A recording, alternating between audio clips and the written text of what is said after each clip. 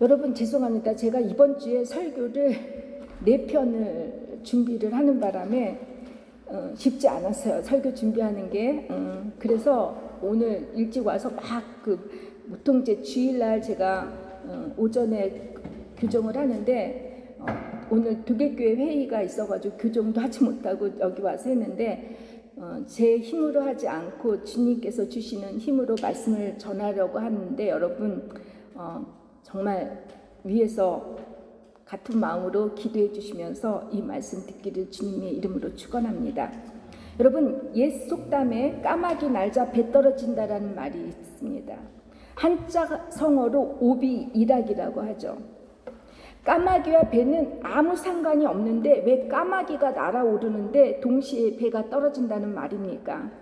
이 말인즉슨 우리가 아무 관계도 없이 한 말이나 한 일이 공교롭게도 오해를 받거나 의심을 받는다는 것이죠.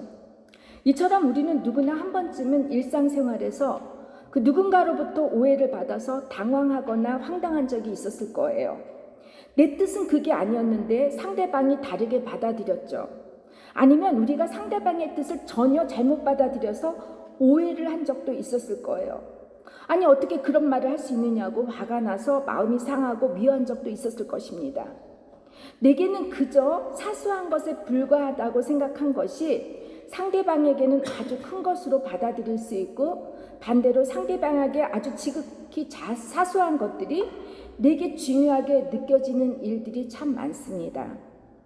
사전적으로 오해라는 단어를 보니까 그릇되게 해석하거나 뜻을 잘못 이해하는 것이라고 이렇게 표기가 되어 있습니다.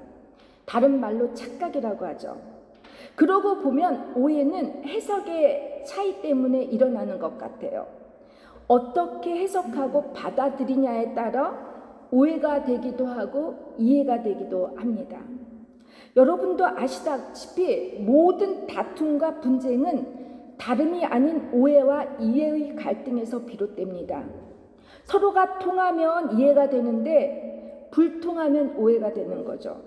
서로가 모르면 오해가 되는 것이고 서로가 알면 이해가 되는 것입니다.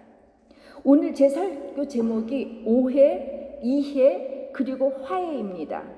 이 세 단어의 공통점이 뭐죠? 해. 우리 지숙 집사님 말씀했는데 이 해가 한자로 보니까 이렇게 풀해자라고 써 있어요. 즉 풀다, 용서하다, 납득이 가다, 깨닫다, 화목하다는 의미를 갖고 있다고 합니다. 영어로 여러분 이해라는 단어가 뭐죠? understand. 그 말 생각해 보세요. 이해라는 거는 그 사람보다 내가 아래로 내려가는 것, 아래 서는 것이 이해입니다. 참 단어들 속에서 진리가 들어가죠. 어떤 분이 이해란 오해에서 3발자국만 물러나면 5에서 3만 빼면 이해라고 이렇게 하는 분도 있어요. 그리고 이해를 2번 하면 이해 곱하기 이해는 사랑이래요. 참 말 잘 짓죠. 자, 그렇다고 한다면 여러분 어떤 다툼이나 싸움도 여러분이 이해를 2번 하면 사랑할 수 있게 되고 화해를 할 수 있다라는 것이죠. 오늘 본문 말씀은 오해에서 비롯된 갈등이 이제 화해로 전환하게 되는 내용입니다.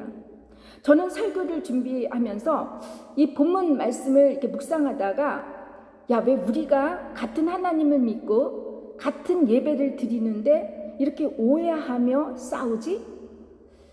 어떻게 하면 이 오해를 풀고 싸움과 다툼, 이 전쟁과 같은 일어날 사건들을 미리 막을 수 있을까? 이런 생각을 했습니다.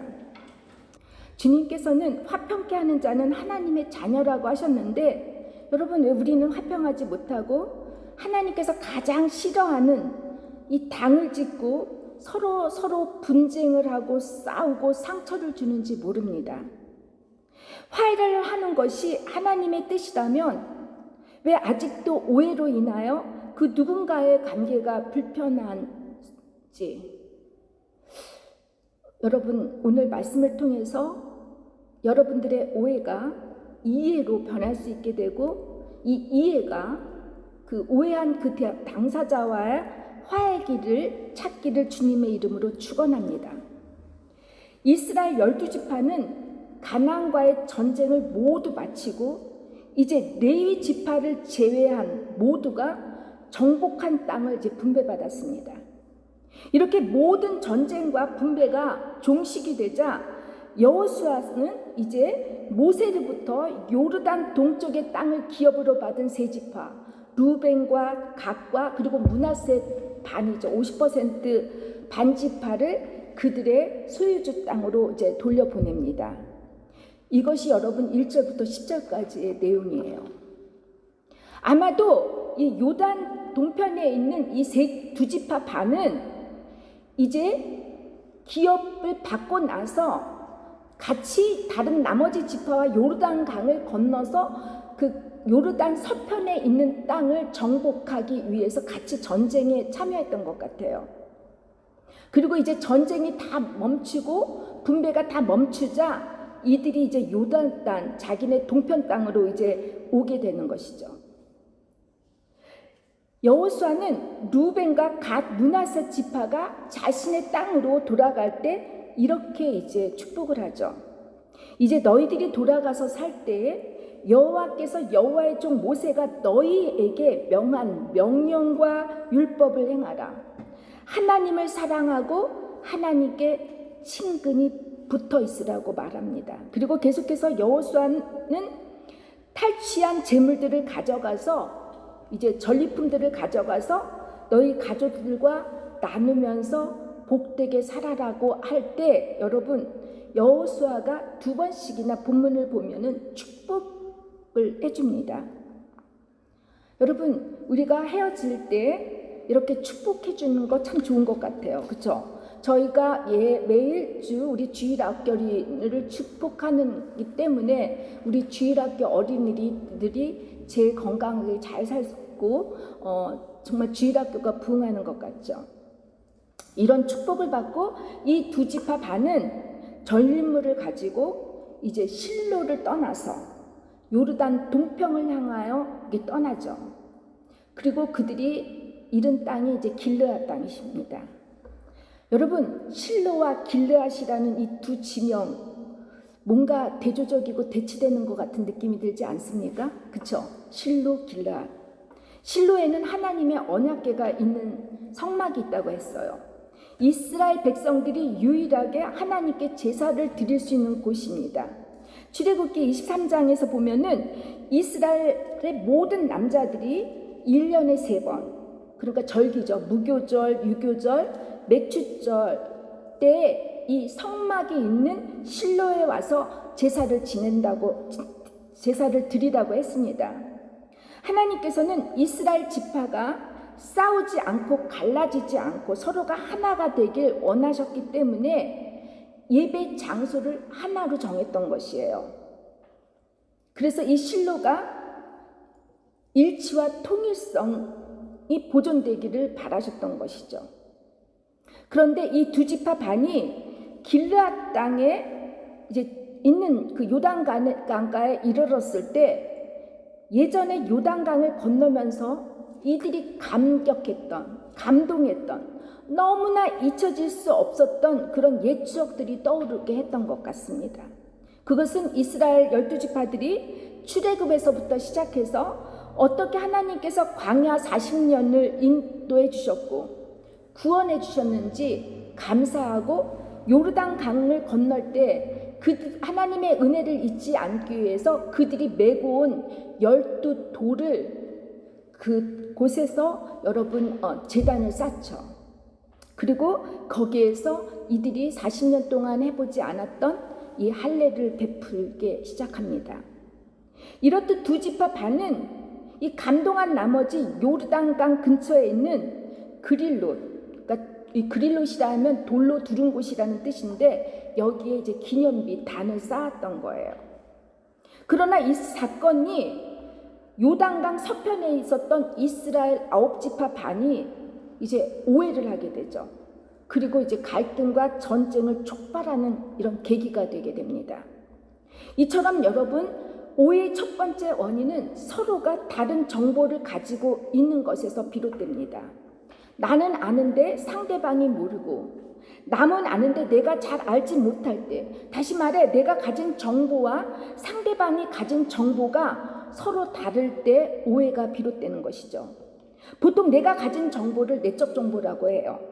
내적 정보라 함은 정말 나만 알고 있는 것, 내 생각, 그리고 내가 지은 은밀한 죄들, 뭐 이런 것들만 알고들이 내적 죄라고 하죠. 내적 정보라고 하죠. 반대로 남이 가진 정보는 관찰 정보라고 하는 거예요. 상대방을 관찰하면서 얻어진 정보를 말하죠. 그가 무슨 말을 했는지, 어떤 행동을 취했는지 일단 내 머리에 스캔하고 내 머리에 저장하면서 그 사람은 이렇다 하는 정보예요. 그렇다면 여러분, 이 관찰 정보가 정확하겠습니까? 정확하지 않겠죠, 그렇죠? 제가 그래서 남자들이나 여자들이나 사랑할 때 눈이 먼다 그러죠. 뭔가 씌어졌다고 그래요. 그리고 뭐 2년 반 지나면 눈이 이렇게 눈꺼풀이 꺼지면서 그 사람들의 모습, 본 모습을 본다고 하는데, 저는 이게 은혜인 것 같아요. 그랬으면은 결혼할 사람이 어디 있겠어요. 다 그거를 본다면, 그렇죠?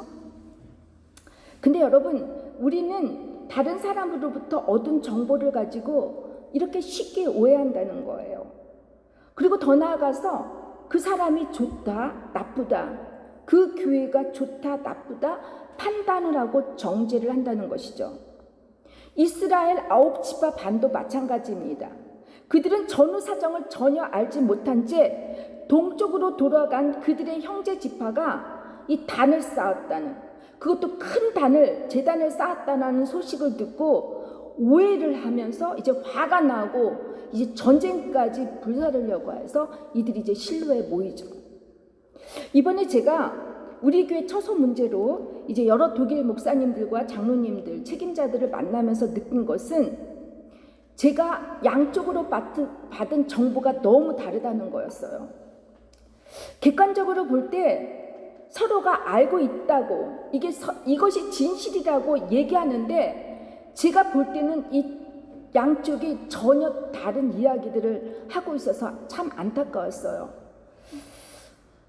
제가 좀 시간이 넉넉하면 참견을 할까 하다가 그런 저의 카파시티가 없어요. 저의 힘이 없어가지고 그냥 유감스럽다라고만 얘기를 했습니다. 얼마나 오해들이 쌓였는지 아예 이제 이 양쪽들이 대화를 하려고 하지 않아요. 뭔가 지난주 수요일날 회의 참석했는데 제가 온 것 자체도 뭔가 오해를 해가지고 자신들이 비난을 받을까봐 이 방패막이를 쌓는 거를 보고 나서 제가 참 슬펐습니다. 또 한쪽이 다른 쪽에게 얘기를 하려면 너는 이렇게 말하려고 하잖아. 아예 끊어요.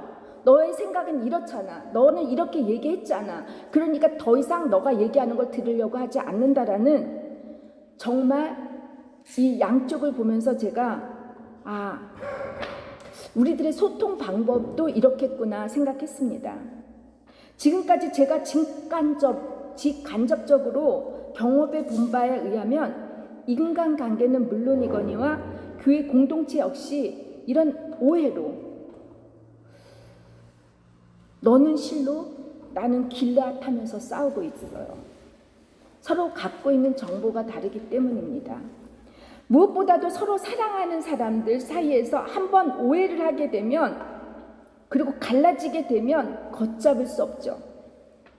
양쪽 모두가 내 생각이, 내 의견이 옳다고 주장하고 내 쪽만을, 내 편이 되어줘야 된다고 합니다. 그야말로 의견이 같은 사람과 다른 사람 사이에서 이제 분당이 되어서 갈라지고 결국은 돌아올 수 없는 강을 건너게 됩니다. 이뿐입니까? 오해로 빚어진 싸움이 이 생판 모르는 남처럼 혹은 원수처럼 되어버리죠. 이것이 우리 가정에서 하나님의 자녀들이 함께 희노애락을 나눴던 이 공동체 안에서 특별히 일어난다는 것입니다. 유감스럽게도 이런 오해는 서로 죽고 죽이는 사이로 되어가지고 둘 중에 한 사람이 죽어야 하지만 오해가 풀리게 되는 것이죠. 둘째, 오해하는 이유는 자신이 과거에 겪었던 부정적인 사건들과 현재 일어난 사건이 부딪혔을 때 오해를 하게 됩니다. 여러분, 누군가가 오해를 할 때 보세요. 지금 일어난 일들이 예전에 있었던 일과는 사실 전혀 상관이 없음에도 불구하고 그때 일이 오버랩이 되면서 오해를 하게 됩니다. 본인 당사자는 모를 수 있죠. 하지만 오해할 때를 보세요. 거의 비슷한 상황이 연출되고 비슷한 감정들이 올라오죠. 내가 옛날에 누구로부터 무시를 당했는데 지금 그 무시를 당했다는 감정이 올라오게 되죠. 아픈 상처와 감정이 재연출되게 만듭니다. 이스라엘 9지파 반 역시도 마찬가지예요. 이들은 요단 동편가에 제단을 쌓은 2지파 반을 보면서 예전에 부올 사건이 뭔지 아세요? 이 모압 땅에 아세요들? 부올 아시죠? 부올에 이 이스라엘 백성들이 광야의 모압 땅에 와요. 근데 이때 이 남성들이 얼마나 참지 못했으면 이제 모압 여자들하고 성관계를 하죠. 그리고 거기에 바알, 그래서 부올 바알이라고 하는데 바알 신을 같이 문화를 따르고 섬겨가지고 하나님의 진노를 사서 몇 명이 죽냐면 24,000명이 그냥 죽죠. 그리고 이들이 또 떠오른 사건이 뭐죠? 아간 사건이에요. 그렇죠? 여리고성에서 이제 모두가 한 소리를 한 마음으로 기도해서 여리고성을 무너뜨렸는데 이제 아간이라고 그 한 사람이 욕심이 나서 그것도 별 볼 일 없는 옷 몇 개 하고 금은 보아 해가지고 훔쳤는데 그거로 인해서 아이성이 무너지게 되지 않습니까? 그리고 그 아이성 싸움을 할 때 생각을 해보세요. 이 사람들이 이스라엘 백성들이 다 거기에 다 뺑 둘러가지고 그 안에 잡혀 있다고 생각해 보세요. 죽이는 거죠. 무섭죠. 그래서 결국은 도망치다가 결국 36명의 목숨이 앗아가는 사건이 일어나죠, 여러분. 이 두 사건은 이스라엘 백성들에게 어떤 것을 깨닫게 했냐면 하나님께 순종하지 않고 대적했을 때 어떤 결과가 이 빚어질지 이 뇌리에 박혀 있다라는 거예요. 두려움이 박혀 있는 거죠. 근데 지금 형제 지파가 하나님의 허락도 없이 제단을 쌓았다는 이야기를 들으니까 너네들만 죽으면 되는데 우리는 콜렉티브, 단체 모두가 벌을 받는다고 생각하니까 우리도 징계를 받을까 두려우니까 이게 올라왔다라는 것입니다. 여러분, 이렇게 우리는 오해를 할 때 지금의 지금에 일어난 그 일이 나의 과거에 비춰진 그 일이 상처가 치료되지 않은 그 아픔이 다시 올라올 때는 오해가 된다는 것입니다. 그리고 세 번째, 오해를 하는 이유는 우리가 자라온 환경, 가정이나 학교, 그리고 사회라고 할 수 있겠죠. 특히 교회, 어떤 목사님, 어떤 교회를 여러분이 어렸을 때부터 다녔고 섬겼느냐에 따라서 이 교회에서 받은 학습, 이거 쉽게 없어지지 않습니다.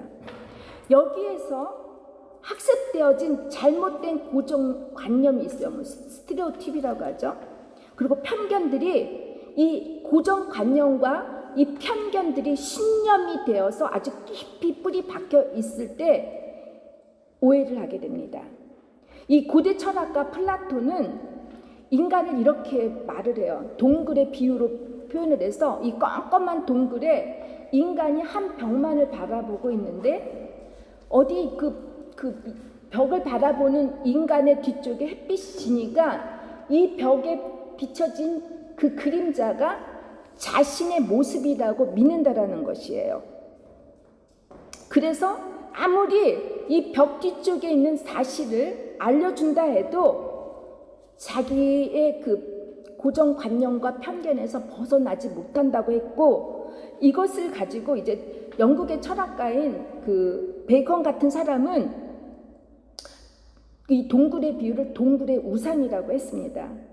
여러분, 우리가 제대로 알지 못하고 잘못 이해하고 해석하는 것, 오해라고 한다면 이 오해가 깊어지면 깊어질수록 특정한 고정관념이나 편견으로 빠져들 수가 있다라는 것입니다.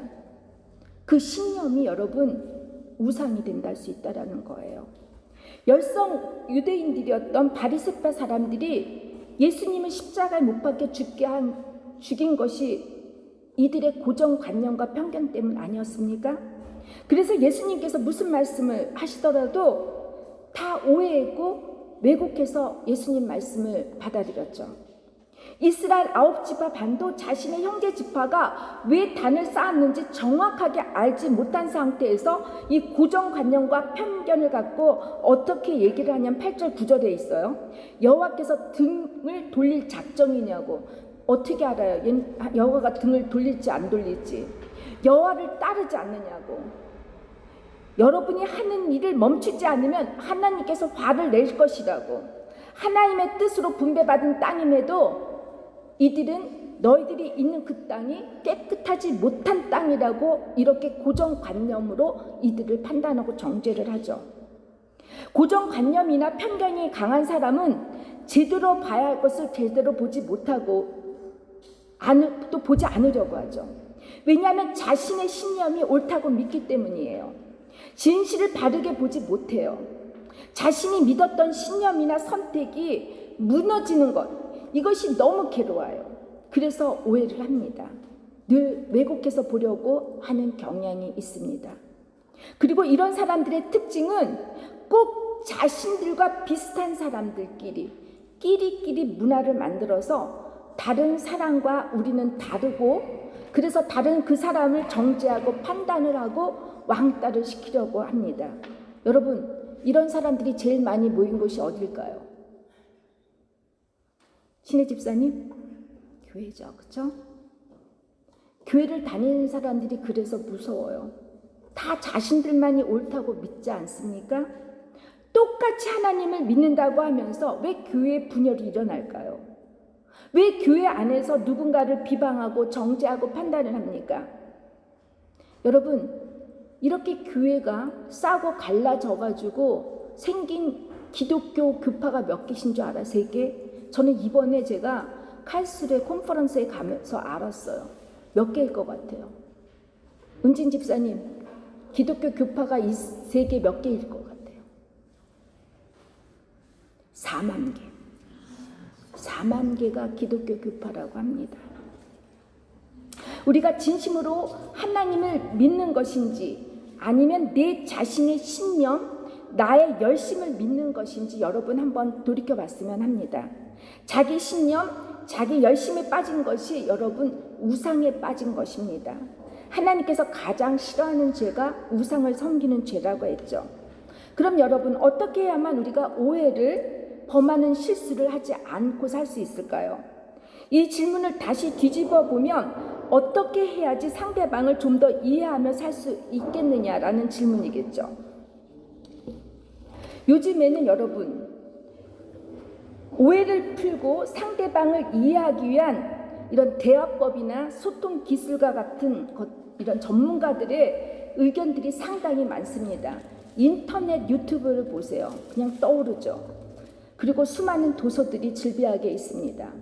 대부분 소통 전문가들의 조언에 의하면 대화 나눔이 중요하다라고 해요.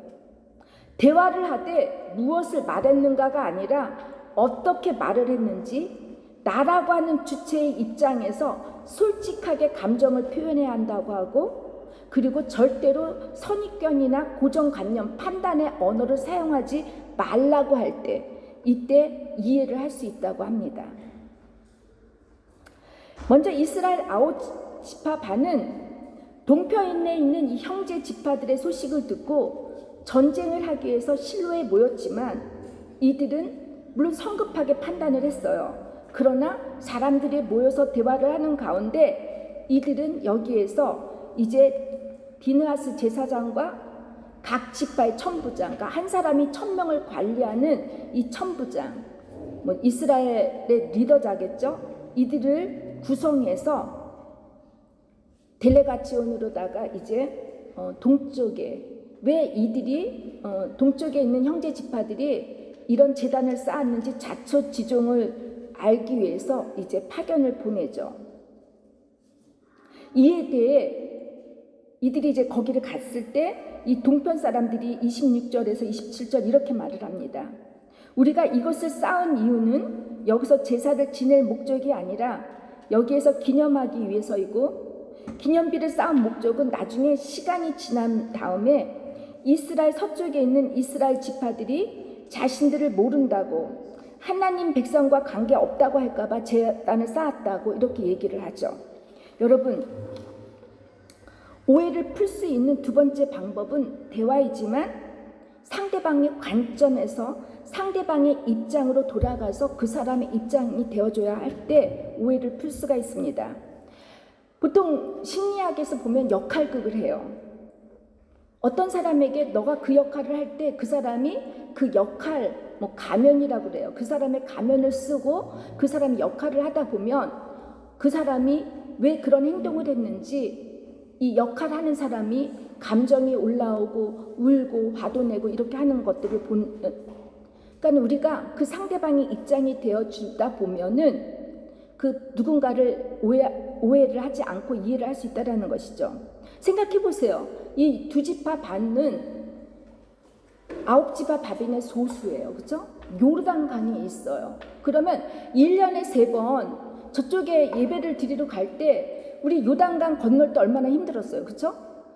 홍수가 나서 범람했다고 그랬잖아요. 걸을 수가 없을 정도로 하는데, 그러면 이들이 매번 1년에 거길 가서 제사를 지낼 수 있을까 걱정했을 거예요. 그죠? 그러면서 자기네들은 너희들이 말한처럼 그런 제단을 쌓으려고 한 게 아니라 우리는 단지 기념하기 위해서, 그리고 너희들이 우리를 잊을까봐, 우리들이 자주 만나지 못하면 너희들이 우리를 잊을까봐 이 기념비라도 싸서 우리들이 하나 되는 것을 알게 하기 위해서 이렇게 얘기했다라고 하니까 이 9지파 반 사람들이 이해가 되는 거죠. 그리고 세 번째는 이들이 뭐라고 얘기했냐면, 오해를 풀려고 하는 그 세 번째 목적은 우리가 같은 공통점을 봐야 된다라는, 같은 목적, 다른 점을 보게 되면 한없이 멀어질 수밖에 없어요. 근데 그럼 여러분이 여러분의 남편과 아내가 살 수 있는 게 정말 100% 다르면 못 살죠. 공통점이 있기 때문에 사는 거 아닙니까? 이 서편 이스라엘 백성과 동편 이스라엘 백성들의 공통점이 뭐였냐면, 우리는 하나님의 언약의 자녀라는 것, 그리고 앞으로 우리가 나가야 할 그 목적 방향이 뭐냐면 우리의 하나님, 언약의 백성인 것을 우리의 자자손손 대대로 알려주기 위해서 이 기념비를 쌓았다라고 얘기를 하니까 다 이해가 될 만한 것이죠. 그렇죠? 여러분, 저는 이 말씀을 이렇게 계속 묵상하면서 어떤 마음이 들었냐면은, 그러면 이 화해의 장으로 어떻게 올 수 있을까 할 때 이들이 여기에 다시 한번 새로운 제단을 쌓았는데, 그것이 예시라고 불렀는데 여호와께서 하나님을 증거하는 것이라는 뜻으로 이제 이렇게 해석이 되는데, 저는 여러분, 우리가 이제 9월 달에 저쪽 교회로 가게 돼요. 그리고 제가 얼만큼 여기 교회에 섬길지 그거는 잘 모르겠죠. 저는 저희 교회가 제발 부탁인데 갈라지는 일이 없기를 주님의 이름으로 축원합니다. 외국에 있는 교회에 제가 프라이브로만 봐도 갈라졌더라고요. 서로가 길르와 실로라고 주장하면서 갈라지는 일들이 수없이 일어나는데, 저는 이 화해가 어디에서 오냐면 결국은 예배를 통해서 같은 다른 점이 아닌 공통점을 찾아가면서 같이 이야기를 나눌 때 우리가 화해가 된다라는 것이죠. 이제 말씀을 맺겠습니다. 가정에서도 교회 공동체 안에서도 서로 선한 뜻을 갖고 동일한 목적을 위해 행하는 와중에 오해가 발생합니다. 이 문제가 다툼으로 싸움으로 번지게 될 때가 있어요. 자칫 별일이 아닌 일이 와전이 되어서 어제의 형제자매가 오늘의 원수가 되는 일들이 일어납니다. 10중 8구 의사소통의 부재죠. 아무리 진정성이 있고 지혜로운 의사소통이 있다고 해도, 또 가장 좋은 소통의 기술과 방법을 대화에 사용했다 해도 우리의 생각에 갇혀있고 아집을 벗어버리지 못하게 되면 어느 정도 도움 받을 수 있지만 우리의 오해를 풀 수가 없습니다. 왜냐하면 지난 시간에도 여러분께 말씀드렸듯이 우리는 100% 죄인이기 때문이죠. 처음부터 누군가를 배신하고 배신당할 존재로 우리는 태어났어요. 우리 주님도 유다의 오해와 배신으로 결국 십자가에 달려 돌아가시지 않았습니까? 사람을 믿고 의지하고 기대하는 순간부터 우리는 오해를 할 수밖에 없다라는 존재를 인정하셔야 합니다. 오해를 하지 않기 위해서 여러분 정말 내가 하나님의 말씀을 오해하고 있지는 않은지, 정말 내가 하나님의 말씀대로 날마다 이 사람들과 부딪히는 삶 속에서 적용하고 살고 있는지 스스로 물어보셔야 합니다. 이 시간 그동안 여러분께서 오해 때문에 아직도 그 누군가와 화해를 하지 못하고 계신 분들이 있다면 먼저 하나님과의 소통을 잘하고 계시는지 스스로 물어보시기를 주님의 이름으로 부탁드립니다. 하나님과의 소통이 되지 않는데 어떻게 사람들과의 소통, 대화가 될 수 있다고 생각하겠습니까?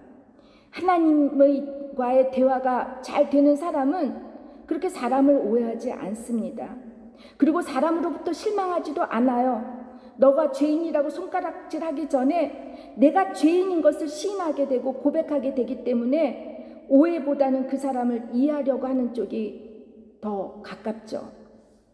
여러분, 이 시간 여러분께서 주님께 내가 그동안 정말 화해하지 못했던 사람, 오해했던 그 사람이 있다면 하나님 화해, 이해의 길로 갈 수 있게 해달라고 이 시간 우리 다 같이 기도해 주시기 바랍니다.